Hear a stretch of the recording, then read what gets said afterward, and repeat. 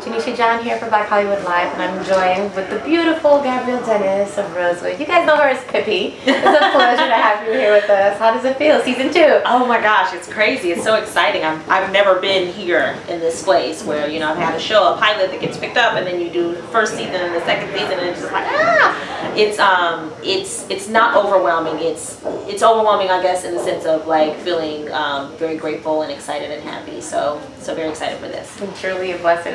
Pippi is an amazing character. I love her. She's fun. You know, she's honest, very genuine, and then we also see that dynamic between her and TMI. Tell us a little bit. What can we expect from Pippi this season? Well, I mean, Pippi had her heart stepped on at the end of the last season. I mean, TMI changed her mind. She's like, I don't want to get married. I'm like, but wait a minute. She could have made that decision before about my job. I mean, really. But so she dealt with that, and she quit the family business, and she's like, listen, I need some time to be away from that. I mean, who breaks up with their fiance can really go face them at work every day? I agree. So what's great though is that Pippi is replacing the pain of her breakup with the love of her music. So we're going to watch this journey of Pippi kind of healing through music. Because a lot of people, you know, if you watch season 1, we learned that at one point she was accepted to Juilliard, and she decided to pass that up. So here we are again. She has this opportunity to kind of pursue this passion. And what I love in that story is that a lot of us, every time that times in which we are faced with changes, like abrupt life changes, how do we deal with that? Do we crumble, or do we find a way to like just, you know, put the pieces together and just replan? Sometimes you just have the plan has to change in order for you to survive, you know. So what's great is to be able to see Pippi outside of the lab, see her healing through the music, listening to some great songs. Like we're releasing some of the original music that we've been recording.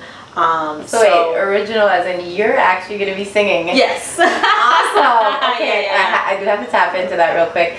So singing has actually been something that you wanted to pursue outside of the acting world? Because I know you're a triple threat girl. I know you had it going on, you know, because you dance as well. Yes. So was singing like heavily something that you wanted to do as well? Yeah, for sure. I mean, when I first started out, when I was younger, I was a ballerina. Okay. Like I wanted to be the Misty Copeland before Misty Copeland. Like that was the dream. But then cut to several like car accidents and like injuries, dance injuries later, that didn't happen. That was no longer the dream.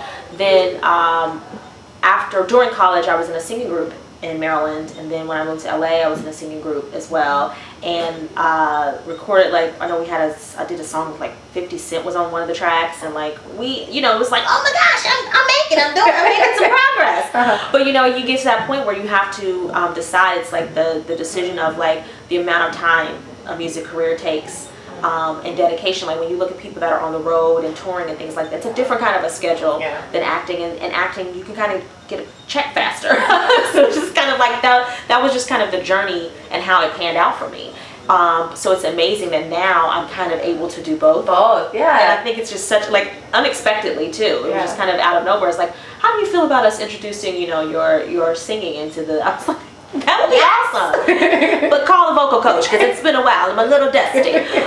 But yeah, I'm just having fun, and it definitely was a dream of mine. Who knows what the future holds in that vein? But right now, I'm just enjoying the ride. I'm living in the moment and really having fun playing Pippi and being able to, you know, tap into another talent that has been on the shelf for a while. I mean, I kind of feel like that role was perfect for you. Like it was made for you, and you know, now being able to incorporate your love for singing as well, I think it's just like you said, a blessing. So. Yeah. Okay, so what else? What else is going on with Pippi this season? I know you're going to be in New York, technically for the show, because that's where you're going to be pursuing your music, right? No, actually, she'll still be in Miami. Now, I'm not sure if eventually that'll happen, but as of the episode so far, she's just recording locally, performing locally, and things like that. So you kind of get to see her in that element. And then also, though, Pippi doesn't forget her family. Like, there's no way Pippi's gonna leave, you know, her family responsibilities behind, especially when her mother is visiting a man in jail convicted for murder. I'm like, no, Mama Rosewood is on something. I was like, listen, I know Dad is out the picture, but come on, like, we just can't go a leap from a doctor to a convict.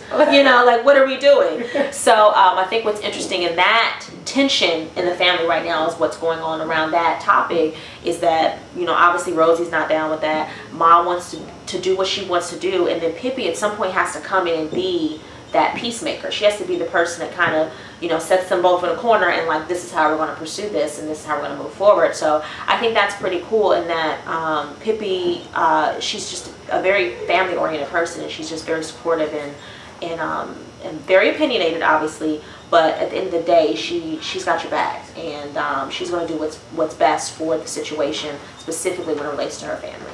Definitely. Now, you know, speaking of family, how family oriented Pippi is, I also see that your mom and Mama Rosewood and of course Rosie both also have that quality, and that's why TMI kind of feels like that's her family as well. How is that going to pan out, you know, with her being so close to the family and you maybe potentially trying to move on, maybe with a different love interest? Tell me a little bit. Well, again, we're still early, and I'm hoping that we'll see and delve into that, because right now, personally, I wish my ex-fiance would be like, oh, let's go have a toast. Did you see the first episode? Like, don't be taking no drinks from my mom. Like, I feel away. Yeah. But the great thing about the Rosewoods, they have so much love to give. Yeah. And I think that is very a beautiful thing to see on screen, is that just because one relationship ends doesn't mean it has to be rocky for everybody else. We can be mature about it. Just because you and I have separated doesn't mean that I need to steal you or steal those moments in that past from these other relationships. And I think that's what's interesting to see, because a lot of times when people go through breakups, it's like, oh, well, whose side do I pick? And it's like, no, let's be adults about it.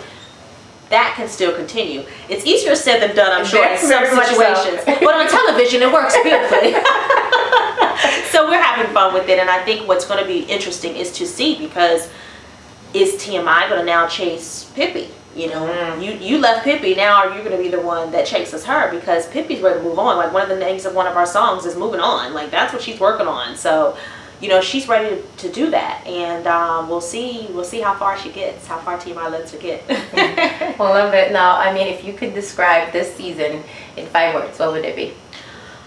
That's not a word. That's not one. That's not one. I would definitely say that the show is fun. It's smart. It's sexy. That word again. Okay. It's gonna always be there. You gotta have sex sales. It's vibrant. It's innovative. Love it. Love it. Okay. Well, anything else that you think you can share? I know you guys can't say too much about what's going on, but anything else that you think that the viewers will be looking forward to?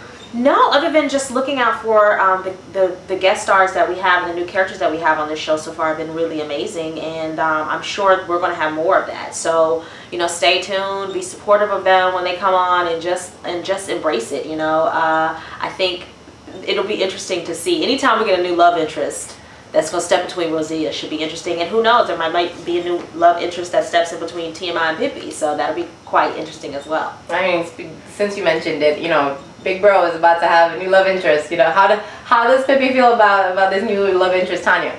You know what?